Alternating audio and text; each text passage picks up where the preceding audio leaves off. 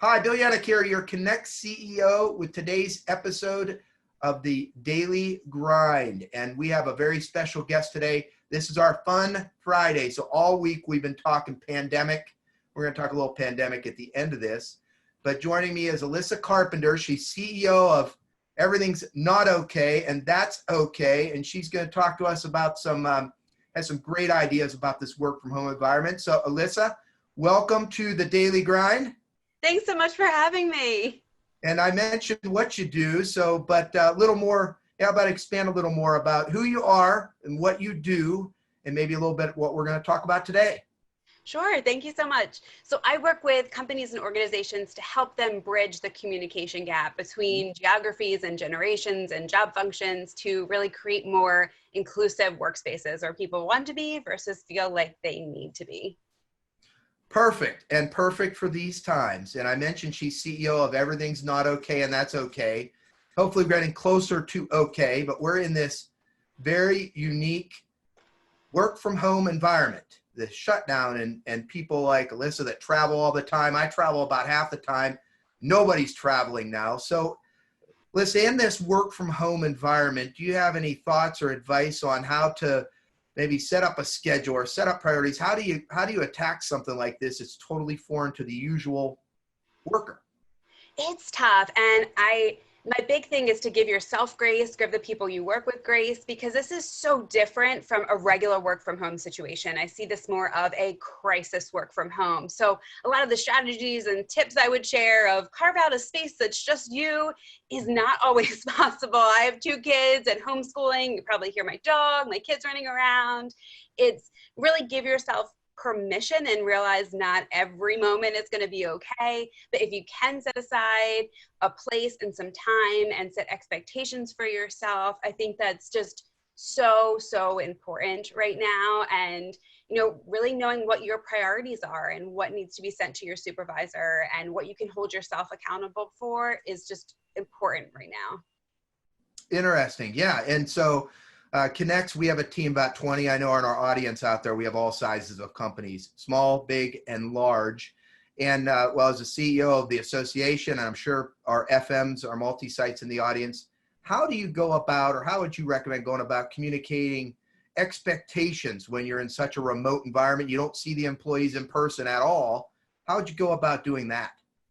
Expectations and communication to me are the 2 biggest things that you need to really focus on right now. And I think it even transcends the time that we're in, but knowing who is responsible for what and what are the priorities and having those conversations, because before we were in this crisis situation and you were in your office working with your colleagues, there might have been 10 projects on the docket or 10 things to do. And maybe 4 of those are out the window and the things that were number 10 are now number 1. Really talk with your team and say, these are the things that we have to get done. This is the timeline that we need to get them done in. Because if people don't know what they're responsible for, it can leave a lot of assumptions. And also work hours. I'm finding that a lot of people are really struggling with figuring out what their work hours are, right? Are they 9 to 5 Central or Eastern, or is it just 8 hours over the course of a 24-hour period? The more we can have conversations about when people should be available, or even how to get in touch with someone. Is it IM? Is it email? It's weird now thinking you always had your cell phone with you, but I've had so many complaints from clients about their colleagues just constantly calling and texting and wanting to get a hold of them. And it's because we're not really setting clear expectations or boundaries for one another.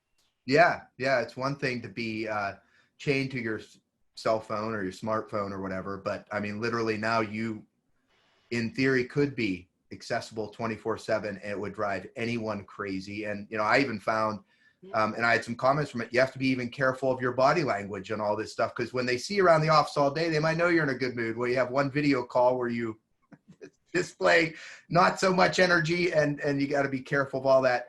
So, and I mean, I value my team. I think any supervisor would say they want to value their folks, and they want to show that in more ways, I guess, than a Zoom call. Do you have any ideas or any thoughts on how we can show value to our team members in such a remote environment?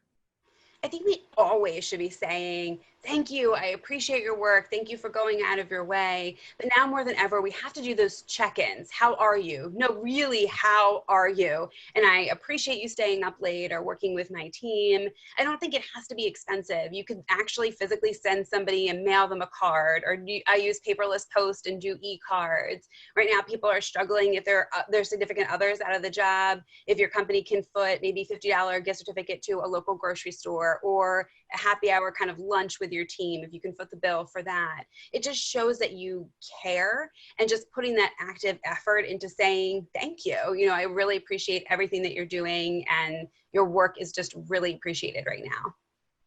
Great advice, good stuff, and you even helped my energy level today. So this is good stuff, and I know our audience will appreciate that. One final personal note, I mean, you mentioned to me, I think off camera, but you're calling from outside of Philadelphia. How are you doing? And someone who travels, I'm sure, all the time, how are you getting by in this COVID-19 pandemic?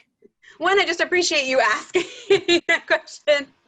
I'm hanging in there. I think I'm trying to take each day as it comes. You know, the good days, the bad days, the beautiful weather has made all of the difference, especially trying to balance the 7 and 10-year-old homeschool situation has been sort of comical at times. Yeah. I'm hanging in there. Well, great. Well, I mean, I can tell from your body language, you still have the energy and you're ready to get back on the road, I'm sure. And appreciate your time today on this Fun Friday. We're here every day, even Fridays at 1 Central, same link for the daily grind. And we'll talk to you, I guess, have a great weekend, and we'll talk to you on Monday. Thanks for joining us.